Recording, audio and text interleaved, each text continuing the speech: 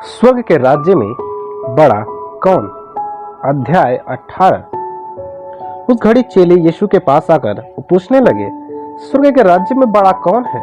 इस पर उसने एक बालक को पास बुलाकर उनके बीच में खड़ा किया और कहा, मैं तुमसे सच कहता हूं कि जब तक तुम न फिरो और बालकों के समान न बनो, तुम स्वर्ग के राज्य में प्रवेश करने नहीं पाओगे।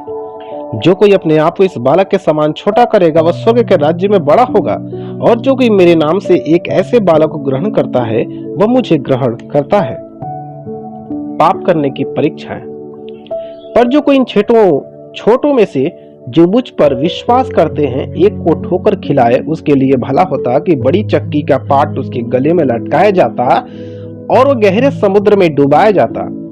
ठोकरों के कारण संसार पर हाय, ठोकरों का लगना अवश्य है, पर हाय उस मनुष्य पर जिसके द्वारा ठोकर लगती है। यदि तेरा हाथ तेरा पांव तुझे ठोकर खिलाए तो उसे काट कर फेंक दे।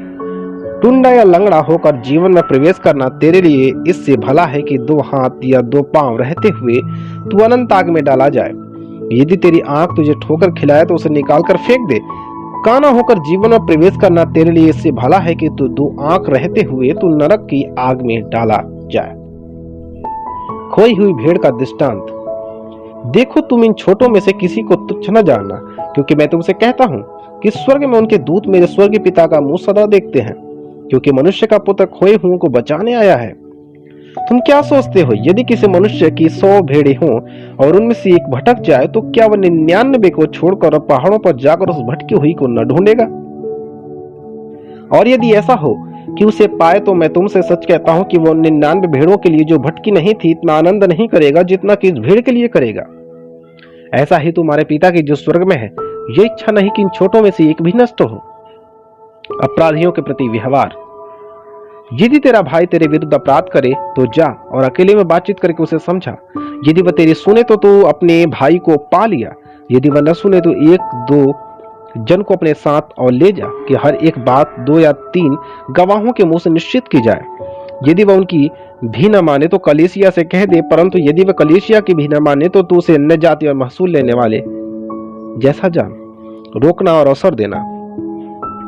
मैं तुमसे सच कहता हूं कि जो कुछ तुम पृथ्वी पर बांधोगे वह स्वर्ग में बांधेगा, और जो कुछ तुम पृथ्वी पर खोलोगे वह स्वर्ग में खुलेगा। फिर मैं तुमसे कहता हूं, यदि तुम में से 2 जन पृथ्वी पर किसी बात के लिए एक मन होकर उससे मांगे तो वह मेरे पिता की ओर से जो स्वर्ग में है उनके लिए हो जाएगी। क्योंकि जहां 2 या 3 मेरे नाम पर इकट्ठा होते हैं वहां मैं उनके बीच में होता हूं। निर्दयी सेवक का दृष्टांत। तब पतरस ने पास आकर उससे कहा, हे प्रभु, यदि मेरा भाई अपराध करता रहे तो मैं कितनी बार उसे क्षमा करूं? क्या 7 बार तक? यीशु ने उससे कहा, मैं तुझसे यह नहीं कहता कि 7 बार तक, वरन 7 बार के 70 गुने तक। इसलिए स्वर्ग का राज्य उस राजा के समान है जिसने अपने दासों से लेखा लेना चाहा। जब वो लेखा लेने लगा तो एक जन उसके सामने लाया गया जो 10,000 तोड़े का कर्जदार था। जबकि चुकाने को उसके पास कुछ न था, तो उसके स्वामी ने कहा, यह और उसकी पत्नी और बाल बच्चे और जो कुछ इसका है सब बेचा जाए और कर्ज चुका दिया जाए। इस पर उस दास ने गिरकर उसे प्रणाम किया और कहा, हे स्वामी, धीरज धर, मैं सब कुछ भर दूंगा। तब उस दास के स्वामी ने तरस खाकर उसे छोड़ दिया और उसका कर्ज भी क्षमा कर दिया।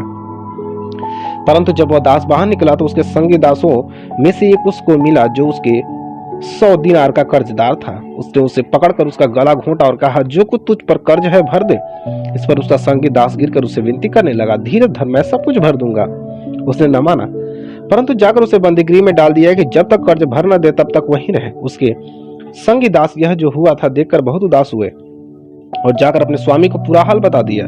तब उसके स्वामी ने उसको बुलाकर उससे कहा, हे दुष्ट दास, तूने जो मुझसे विनती की तो मैंने तेरा वह पूरा कर्जा क्षमा कर दिया।